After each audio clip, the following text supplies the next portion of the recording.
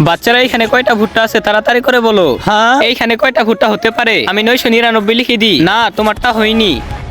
এই আম্মি, এখন তুমি বলো এখানে কয়টা ভুট্টা আছে? হ্যাঁ। এখন আমি বলতেছি, আমার তো মনে হচ্ছে এখানে 1000 ভুট্টার টুকরো আছে। হ্যাঁ। আরে এই আম্মি, এসব তুমি কি লিখতেছো?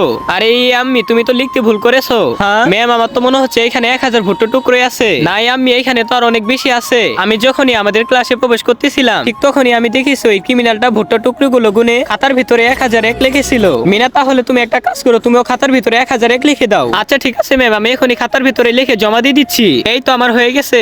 না হয়নি, কিন্তু ম্যাম তো দেখেছিল 1001টা ভুট্টা টুকরোই আছে। হ্যাঁ, ওইখানে 1001টা ভুট্টা টুকরোই ছিল, কিন্তু এর ভিতর থেকে তো আমি একটা খেয়ে নিয়েছি। হ্যাঁ। তার মানে ম্যাম আমাকে মিথ্যা কথা বলেছে। তুমি কি ফ্রি ফায়ার কে ভালোবাসো নাকি তোমার মা বাবাকে? যদি তুমি তোমার মা বাবাকে ভালোবাসো তাহলে ভিডিওতে লাইক করে চ্যানেলটি সাবস্ক্রাইব করে দাও। আর যদি লাইক সাবস্ক্রাইব না করো তাহলে ভেবে নিব তুমি তোমার মা বাবাকে একটুখানিও ভালোবাসো না। আর কমেন্টে 1 নাকি 2 এটা লিখে যাও।